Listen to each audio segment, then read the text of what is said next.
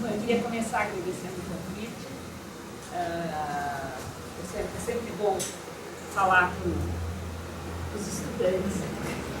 Eu acho gostoso, é mais interessante, porque também talvez possa ajudar em alguma coisa quando, para a nossa geração, nós estamos conversando no caminho, eu e a Bel. Tem uma citação famosa do Roberto que diz que o que desapareceu foi assim, para o nada cheio de ar, uma habitação e um nome. Vou falar em inglês que é muito mais bonito. The poet gives to airy nothing, bonito airy nothing, né? Quer dizer, o nada sem ar fica bem ruim, né?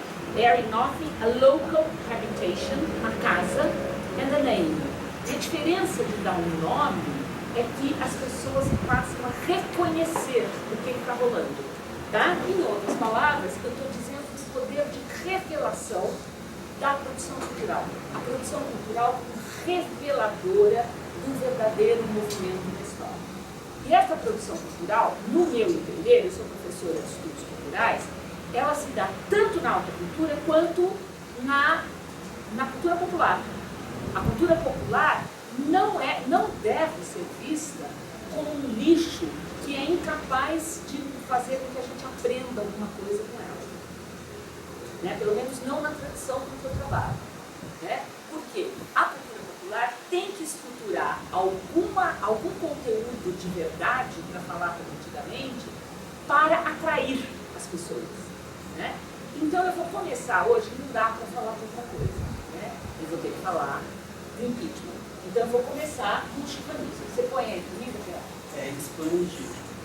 Não, põe logo antes de der errado, porque tudo sempre der errado. Vai. Não, então dá play. Se isso é uma referência para vocês, vocês são muito jovens. É? Vai. As 4 coisas maiores no mundo que eu desejo. As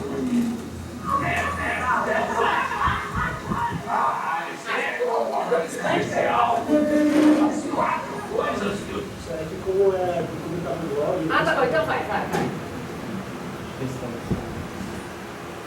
Vai. O senhor mais deseja na vida, eu Quando imagino. começa, então? Tudo bem, gente. Vai,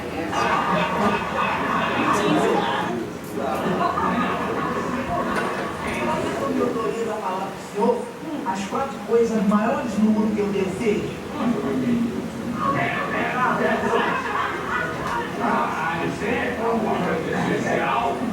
As 4 coisas que o senhor mais deseja na vida, eu imagino que seja alguém a paz universal, descoberta de um remédio para acabar com essas doenças que não tem cura.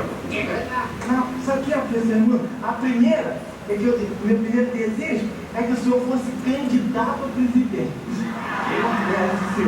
O segundo é que o senhor fosse eleito presidente. A terceira é que o senhor fosse bem corrupto, bem ladrão. A quarta é que eu pudesse chegar lá e dizer assim: pelos meus filhos, pela minha mulher, por Roraima, eu voto não!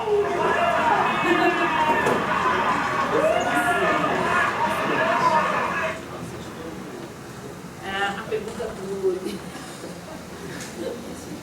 Por que vocês estão rindo, gente? Eu vou chorar. Olha, ó. Olha o que ela está falando. O que vocês acham? Foi uma montagem? Não. Eu voto não. 1992.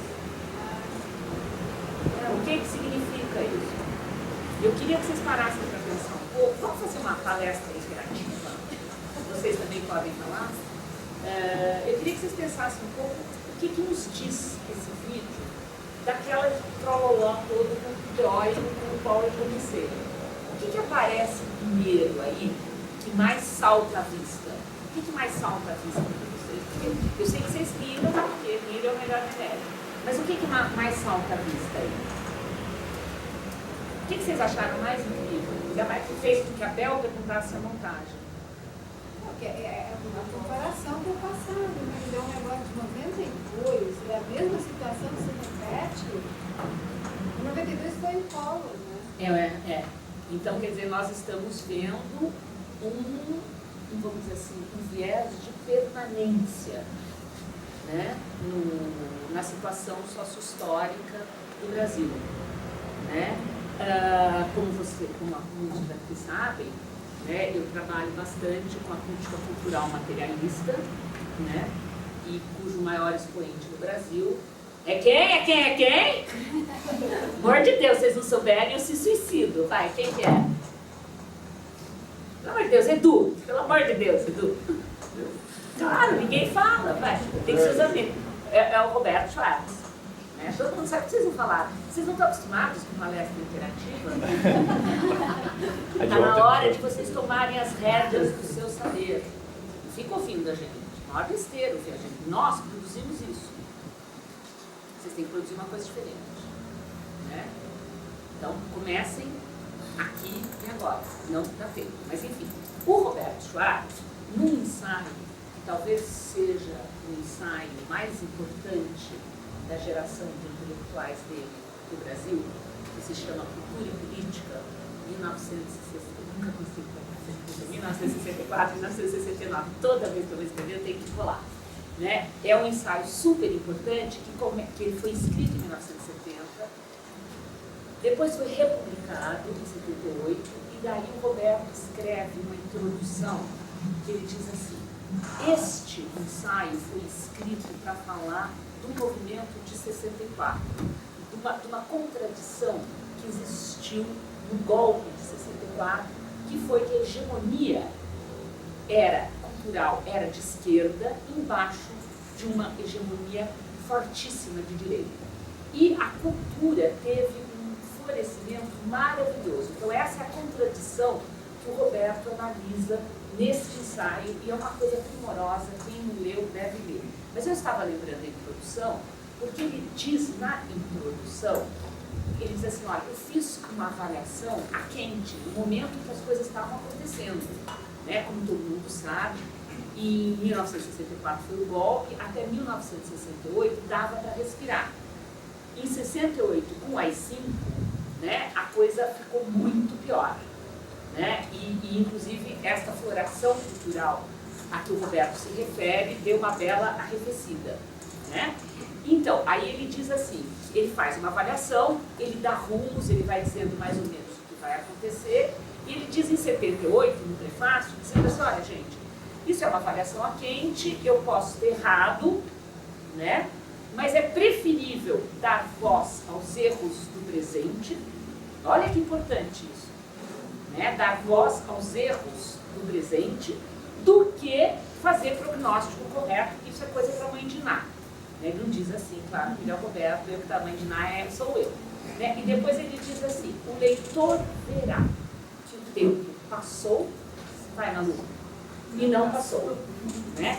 O leitor verá, nós sabemos decor, porque se a gente religioso, evangélico, schwartzianos de estrita observância, a gente lê, então sabe, decora, a gente vai citando. Mas o que é interessante nisso, o tempo passou e não passou? Nós acabamos de experimentar esta sensação do tempo passou e não passou vendo esse vídeo, não foi?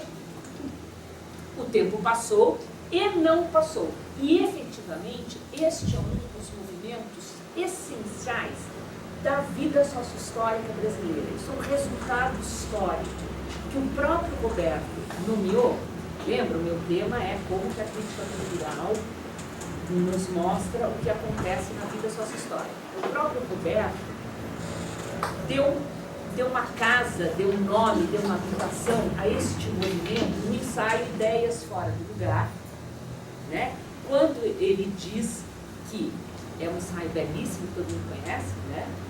Mas lá está escrito, o que a gente aprende lá é que no Brasil, dado o nosso desenvolvimento histórico, dada a forma como o Brasil foi se malformando, dado o fato de que nós sempre fomos um entreposto capitalista, né? Nós acabamos de escrever, a Bel escreveu um livro do Senedic, que é um centro de pesquisa daqui. Não, a Bel não escreveu, a Bel juntou, a Bel está juntando, isso daí a Marília está exagerando. A Bel está juntando lixo. Né? Não, mas é assim, ela juntou e ela disse, começa com uma coisa que eu tinha esquecido, né? Quer dizer que a coisa do prefácio desse livro, que é uma juntação de artigos sobre os anos Dilma, né? Ele diz isso, que o Brasil o Brasil nunca foi de fato um país, né? Quer dizer, que foi um entreposto colonial que está lá no Caio Prado, e que é uma coisa que o Paulo Arantes sempre lembra. Como que é a frase dela? É tão boa a frase. Ah, não, a frase deu. Mas vocês entenderam? Quer dizer, como ela era um entreposto comercial, sempre foi um entreposto comercial, né? Estava vendo que eu estava falando uma coisa errada. Sempre foi um entreposto comercial, então deu no que deu, né? Então o Brasil faz parte daquilo que o Trotsky chamava de desenvolvimento desigual e combinado do capitalismo. É por isso que o Roberto pode dizer lá no Ideias Fora do Lugar, a cada momento em que a superação parece possível, repõe-se um atraso. Vocês querem mais claro que isso? A cada momento que a superação parece possível, repõe-se um atraso. Este é o movimento central que o Roberto Schwartz, crítico cultural, descobriu, lendo Machado de Assis, entre outras coisas, né? Descobriu que é um movimento que rege a nossa vida social. E isso fica muito claro nestes momentos.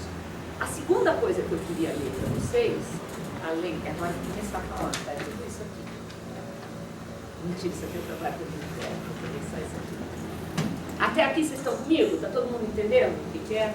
Então, o meu ponto é provar que a crítica cultural é capaz de nos dar uma visão sobre a organização sócio-histórica, a produção cultural, a crítica cultural, são capazes de nos dar uma visão sobre o mundo que nenhuma outra forma de saber pode dar. Não quer dizer que é melhor, é só dizer que é como Salgueiro, a Escola de Samba do Rio, nem melhor nem pior, apenas diferente, né? Então, eu vou ler para vocês agora uma coisa que acho que todo mundo leu, mas que não custa eu ler e que daí eu gostaria que vocês discutissem comigo o que é que tem a primeira parte do chicanismo e esta parte que eu vou ler agora. O assunto é o mesmo e eu acho que existem semelhanças estruturais entre as duas coisas. O que eu vou ler para vocês agora é o que o Roberto Schwartz, vocês devem ter lido também, muito bem curtinho, eu leio de novo, respondeu a uma enquete do caderno da Folha de São Paulo sobre o impeachment. Vocês leram? Você não leu? Saiu na Ilustrésima. Essa já não está lendo mais Brothers Médicos? No Face dele também. No Face de quem? Do Roberto. Roberto tem Facebook, é uma Mas página é fantástica. um bom fanpage. Porque eles colocaram, eles fizeram a montagenzinha e tal, divulgaram. Eu preciso entrar, você me ensinar mais. Então, a Folha perguntou para intelectuais antes daquilo que alguns chamam de votação, que aconteceu domingo, né? Antes daquilo, o Roberto fez, ele perguntaram para ele, o senhor é contra ou a favor do impeachment? E vários intelectuais responderam. Eu aconselho vocês verem essa página, porque é uma aula de sociologia. Né? É uma aula de sociologia. O príncipe dos sociólogos respondeu super legal, ele é a favor do impeachment, mas ele não é um homem público. O Antônio Cândido respondeu, e surpreendentemente para mim, que sou fã de carteirinha do Antônio Cândido, eu não curti o que ele respondeu. Você curtiu? E é que a gente é tudo fã de babá, né? Mas assim, ele falou que ele era contra porque ia tirar uma mulher destemida e corajosa como a Dilma. É um ponto. Aí o outro falava, não, que tem que tirar, porque o país não está se governando. O outro falava assim, eu sou contra o impeachment porque isso é a volta da ditadura. Né? Eu sou contra o impeachment porque vai abrir um precedente jurídico que pode nos levar a qualquer lugar. Né? Todas essas coisas são verdade, não são? Agora eu quero ler o que o Roberto falou e aqui eu vou fazer uma pergunta para vocês quando eu terminar de ler. O que vocês aprenderam nesse texto do Roberto? O que vocês não aprenderam nesse resumão que eu dei das outras posições? São fáceis, né? Todo mundo sabe, né? As outras posições. Então vamos lá. O que o senhor acha do impeachment? Vou responder indiretamente. A Folha, ele fez Folha, né? E o Estado de São Paulo acabam de publicar um manifesto assinado por talvez 500 associações empresariais exigindo o impeachment já e afirmando que chega de pagar o pato. O anúncio ocupa um bloco de 14 meias páginas dos 2 jornais, o que deve ter custado um bom dinheiro. A motivação é econômico-política, não jurídica. A forma é publicitária. O tom é de quem manda. De outro lado, está na internet um manifesto das periferias contra o golpe, assinado por cerca de 400 associações culturais. Digamos que se trata de uma fração esclarecida e auto-organizada do povão. Sem defender as políticas do governo, o documento se contrapõe à Casa Grande e exige respeito ao resultado das urnas. A redação é viva e substanciosa. A nota é muito popular brasileira, atravessada pela mestiçagem e pelo clima da grande periferia urbana. Para dar ideia da diversidade, o manifesto é assinado por coletivos pela moradia, centros de educação popular, núcleos de teatro, cinema, poesia e dança, um blog antimachista, mulheres do hip-hop, uma assessoria jurídica universitária popular, tudo em espírito libertário. É claro que o Brasil não se resume a essa oposição.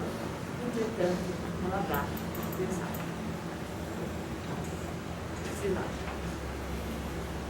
Querem falar entre si? Querem falar? Pode falar. O que tem aí que não tem nos outros lugares? Pensar.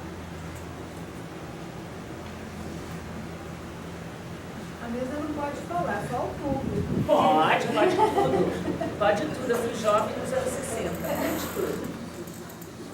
Pode tudo.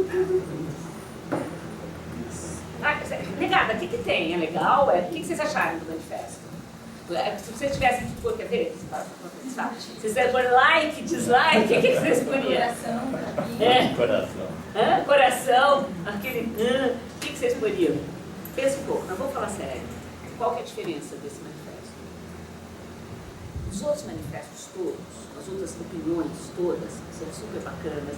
Eu fui injusta com um monte de gente. Tem uma coisa ótima do Ricardo Antunes, por exemplo, que eu podia ter falado, que no Brasil, a história da oposição no Brasil sempre se pautou por 2 caminhos, da conciliação, o golpe. Como o PP escolheu a conciliação, ganhou o golpe. Também é uma análise que eu gosto muito. Mas o que tem nessa coisa do Roberto aqui que não tem nas outras opiniões?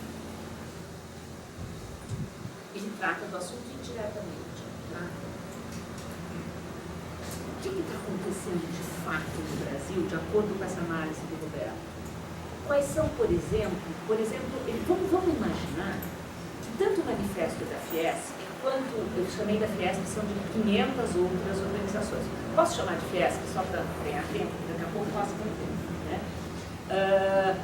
O que o manifesto da Fiesp, no que o manifesto da Fiesp se diferencia do manifesto das periferias? Se fossem 2 contos, vocês que são estudantes de literatura, se fossem 2 contos, né? O que diferencia os dois continhos, os 2 mini-contos? Nós sabemos analisar literatura, porque nós sabemos que tem foco narrativo, né? Quem narra cada um dos contos? Quem narra o primeiro conto da Fiesp? Quem é o narrador? Os donos do poder. Os donos do poder. E em que tom os donos do poder falam? Ele usa uma metáfora, sei lá se é metáfora, não sei nada de figura de linguagem, faltei no dia dessa aula. Uma comparação, ele diz assim, é um tom de quem manda, e o que eu gosto muito do que ele fala assim, o documento se contrapõe à Casa Grande. Quer dizer, o que tem de legal? Agora eu já estou indo do conto para a crítica do conto, que é o que o Roberto está fazendo. Né? O que esse documento quer dizer? O que essa palavra Casa Grande nos remete a quê? E a história do Brasil. Nos remete, então, àquilo que eu estava dizendo, que o tempo passou e não passou.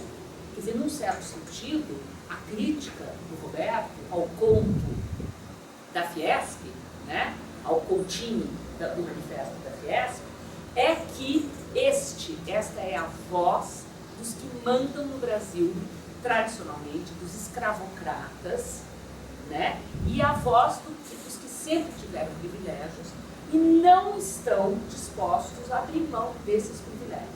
É isso? E quem são os narradores do outro? É uma narração da diversidade, não é isso? O que tem um blog antimachista com um núcleo de teatro com uma assessoria jurídica universitária? O que une essas diferentes vozes da narração? Veja, eu vou ler de novo. Para dar uma ideia da diversidade, o manifesto é assinado por coletivos pela moradia, centros de educação popular, núcleos de teatro, cinema, poesia e dança, um blog antimachista, mulheres do hip hop, uma assessoria jurídica universitária popular, tudo em espírito libertário. Quem são esses narradores? O que mais chama atenção sobre esses narradores? São diferentes vozes, não são? O que une essas diferentes vozes? Vocês sabem o que une o Manifesto da Fiesp, não é isso? O que une o Manifesto da Fiesp? Nós temos interesse. Gente, jura que vocês não falam mesmo? A grana. Não, veja, nós temos interesse, nós estamos defendendo os nossos interesses. Tem toda a razão de fazer um manifesto de 14 páginas lá, deve ser trouxa, pessoal. Eles têm toda a razão, estão certíssimos. Eles têm grana para pagar 14 páginas no jornal. Por que não usar? O que eles estão fazendo?